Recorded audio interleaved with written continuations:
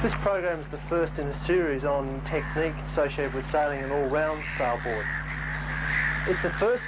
In this first program, what we're going to concentrate is rigging the board and also some elementary sailing technique. As I see it, the whole idea of sailboarding is fun and enjoyment, and the fun comes from being able to sail the board successfully. The less times you fall in, probably the better. Some people think that their chances of success are going to be determined by how hard they try when they're out in the water. But I think that's the wrong idea. There's a lot of decisions, a lot of things you can do before you actually get out into the water that can vastly increase your chances of success. For instance, timing is really important. At certain times of the day, winds are strong, particularly here in the afternoon, and we've chosen a morning because mornings typically have the lighter winds and they're much better for beginners. So that's something you'd need to appreciate, the local wind patterns.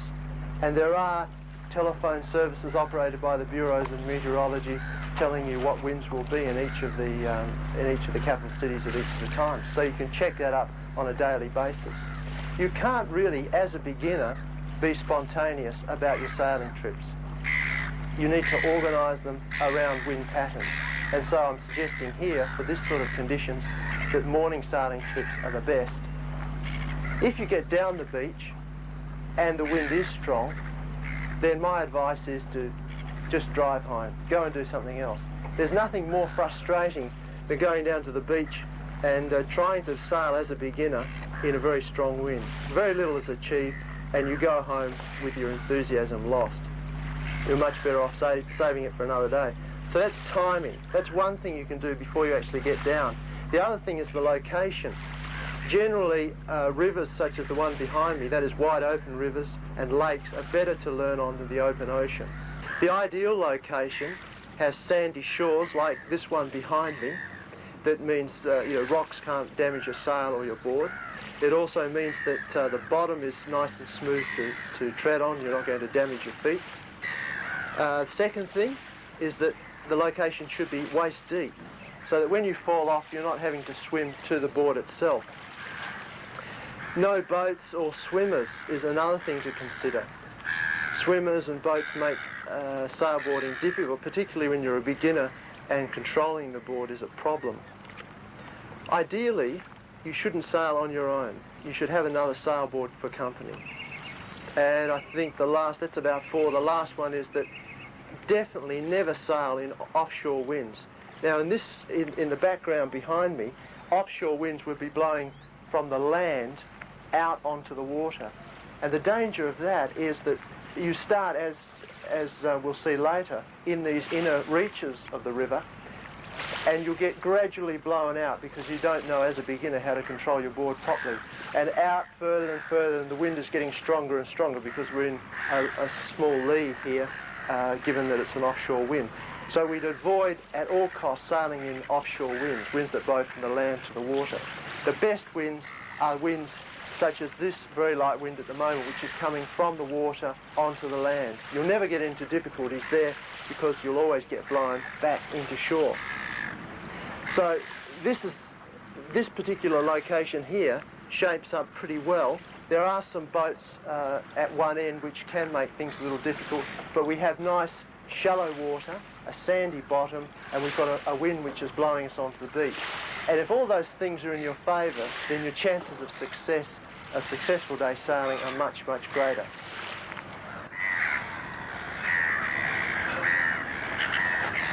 So with a bit of planning, we're here at the right place at the right time.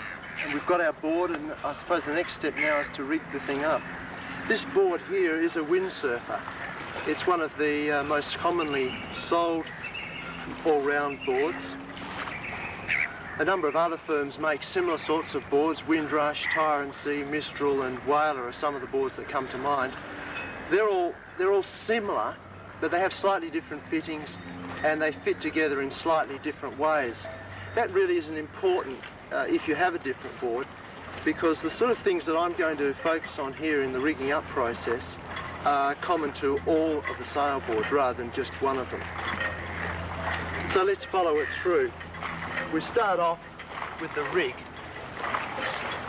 and I've already put my mast into the pocket, the luff pocket, so that my sail is already organised.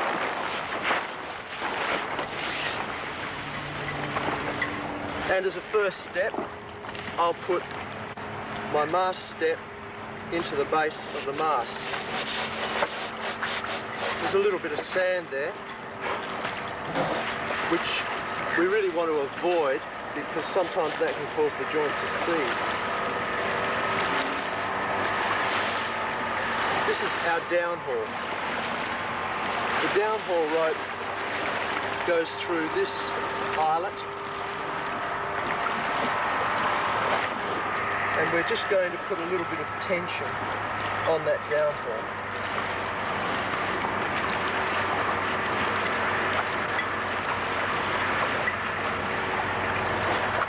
Just to hold the sail in place. From there, we like to attach the boom to the sail. But to do that, we need the rope that's going to do the knot for us and make the attachment. And here it is. This piece of rope here we're going to use for the in-haul. I'll show you how that attaches to the mast. It's quite an unusual knot. We form our knot in a loop, and the loop goes behind the mast.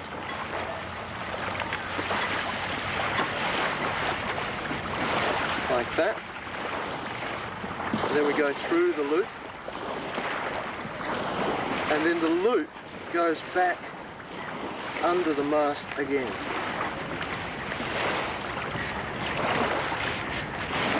Now we just make sure that there's no crossing over of the lines, and then we slip that through the main loop.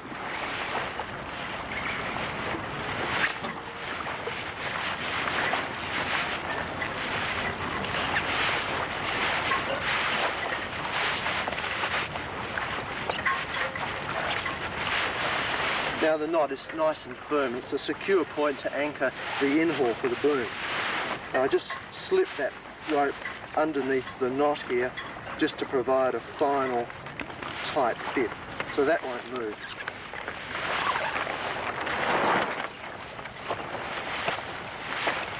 Now the boom.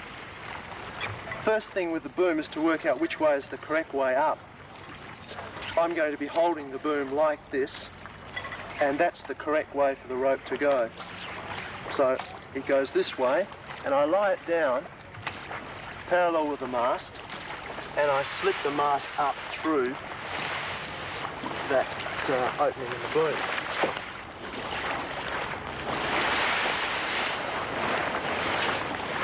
Here's our in-haul, and we're going to attach it to the boom.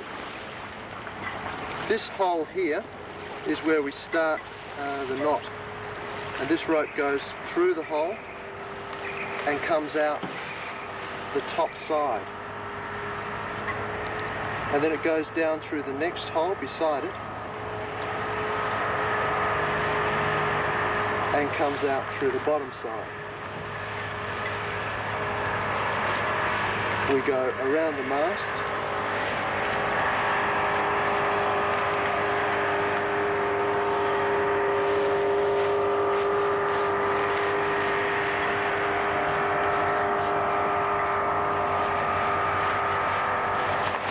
removing any slack, and then around the mast up through here, and the final part of the knot is to form this. Just take a bit of slack off there and leave a loop, and the end goes through the loop like that, and we just work the knot to give us the tension that we need.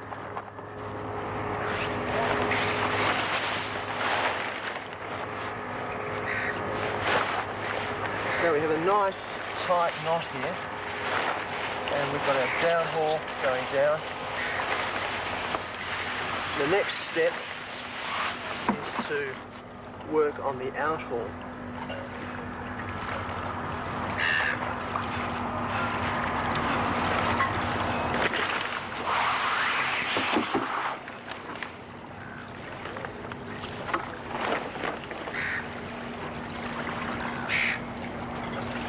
At the end of this line I'm tying a figure of 8 knot. This is a figure of 8, around like that, under and through. And that will prevent it slipping through. What we'll do is just tie tie it off, and ultimately the figure of 8 will prevent anything from slipping through that cleat. You come down,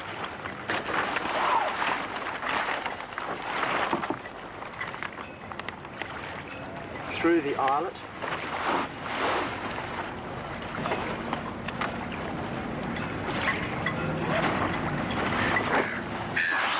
and probably the easiest way of doing this now is to sit down and take the shoes off and we return this outhole right back through the hole provided. So just looking at that, make sure that you've got the sequence right, coming down, under and then back through so there's no crossover. And now we're going to stretch the outhole. So we put our foot against that and just pull. And we can gradually see the sail take shape as we put more tension on it. We can go from there to drop the rope into that cleat, which is going to secure it and prevent it from slipping through.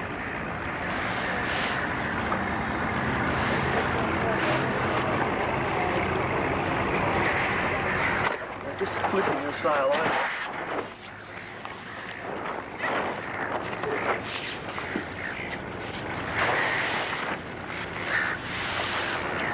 To the other side. We'll just do much the same thing here, putting the rope through the cleat out here provided and tying it off.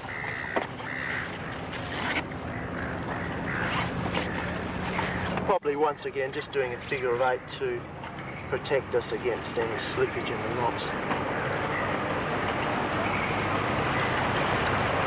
Get rid of that excess there. So, we've done the out haul, and we might just retension this down haul.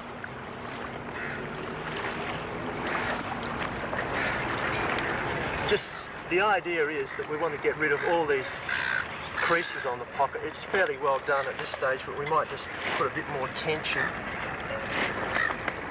And we're looking for a nice smooth shape to our sail.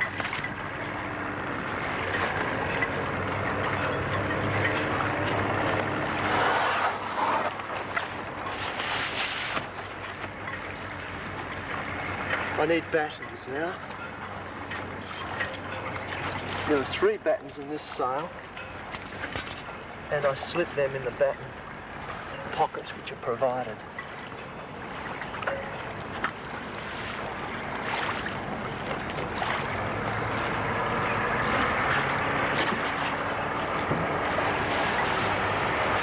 Making sure they seat properly in there.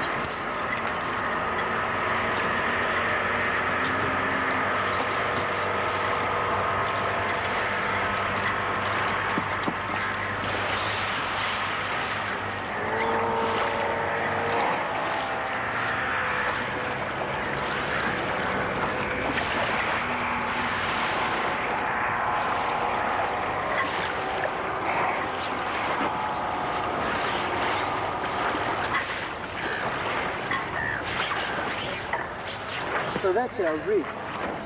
All we have to do as a final step is to put the mast step, which is at the base here, into that socket that's provided, and our board is fully rigged and ready to go. Now I'll just say a couple of things about the sail itself, and just going back to some of the general points about errors that people make in sails and how they rig them, and of course make life difficult for themselves as a result.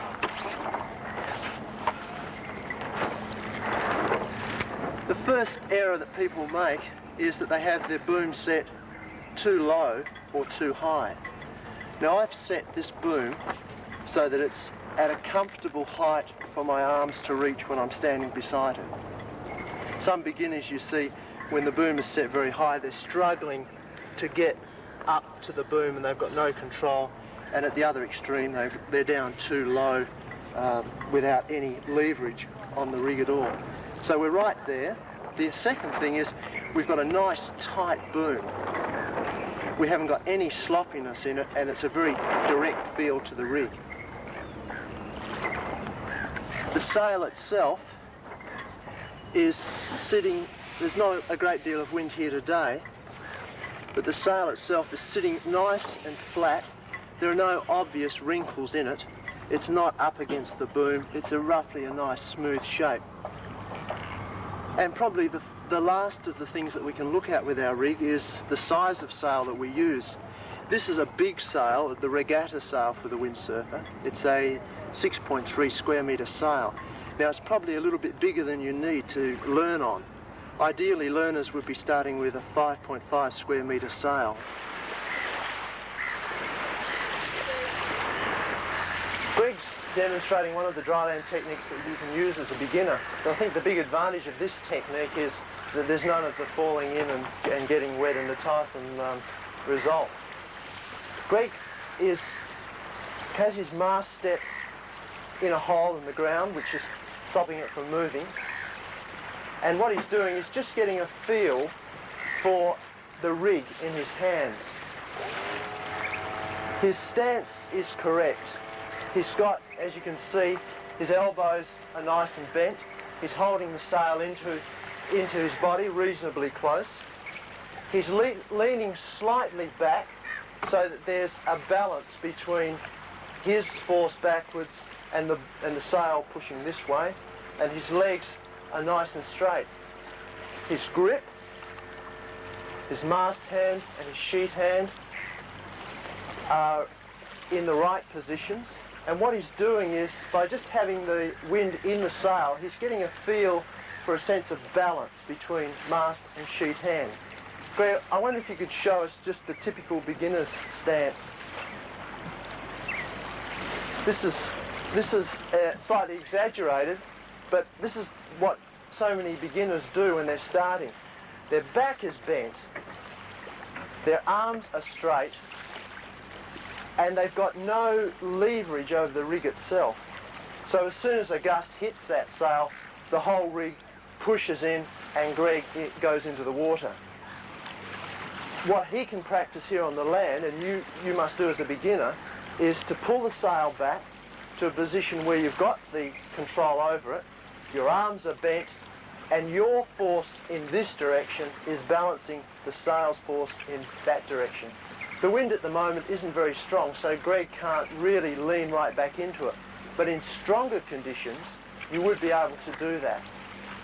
Well, I think we can go now from land techniques out into the water.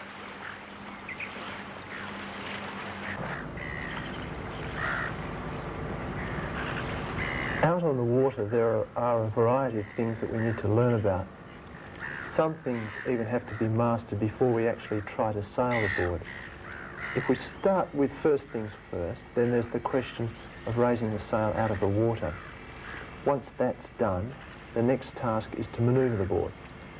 We need to be able to turn the board around so that we can get it pointing in the direction that we want to sail. To make sure that everything goes well for us out on the water, the sail needs to be tensioned properly and the boom should be firmly attached to the mast. We know that that's all okay because we checked it early on after we had finished rigging up. Greg's now making sure that the board is firmly attached to the rig. He pushed the mast step, that's at the base of the mast, firmly into the slot in the board. And now he's taking the added precaution of tying the rig to the board. Should the mast step come out of its slot, and that's really only going to be a problem in windy conditions, then that tie line will stop the board getting separated from the rig. All that remains now is for the dagger board to be put in position, and Greg is ready to start sailing.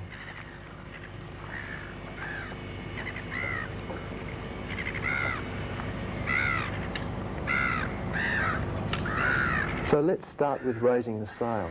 It certainly sounds like an easy enough thing to do, but as we'll see, there's a right way and a wrong way to do it.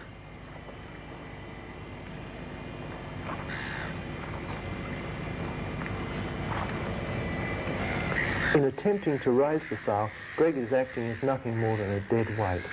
His legs and arms are straight, so that his leg and arm muscles are doing nothing to help raise the sail out of the water.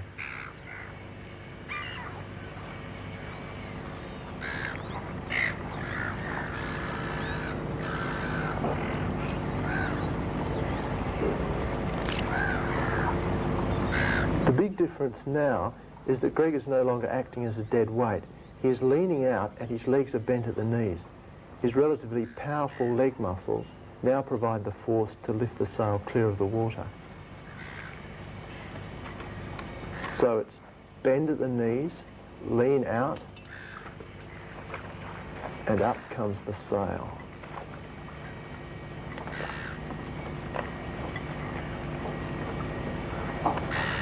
With the sail up and out of the water, we now need to get the board pointing in the right direction. That is, the direction we want to sail in.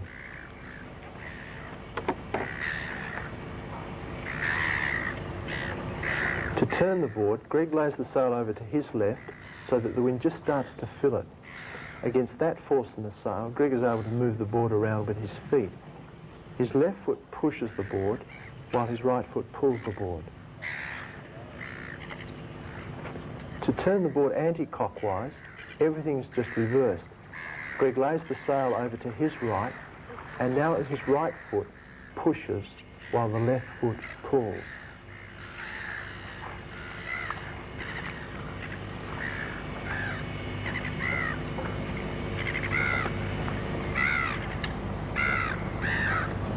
Up close, we can really see how the feet are working. In this case, the left foot is doing the pushing, while the right foot is doing the pulling.